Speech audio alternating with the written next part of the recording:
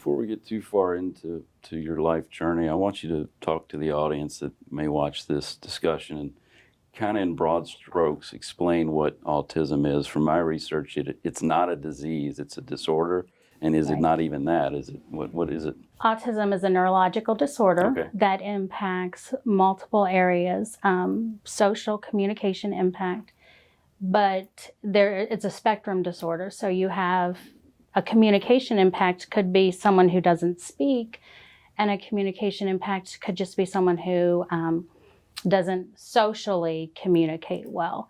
So, but it is a neurological disorder, and so the brain is different, and I always like to make that apparent because it's not a choice.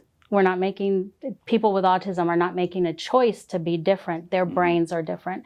And one of the biggest impacts is a sensory impact. Could you tell me more about that? Yes, we have to make up for their sensory differences and teach them how to compensate for those.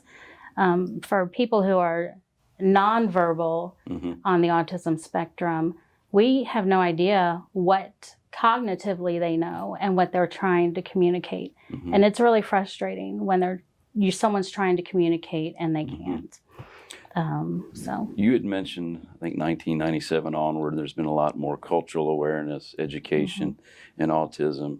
I'm assuming it's been part of the human landscape species forever and a day. What did we used to call it? What did we used to, or how did we not treat it, 100 years ago, 40, 50 years ago? Did it have a name or what? So in the mid-1900s was when we started calling it autism and Asperger's syndrome. But I think it was called something different before. People were labeled as having a cognitive impairment or sometimes schizophrenia. We defined it differently. So it was in the 1990s that the federal legislation for special ed made it the 13th disability area.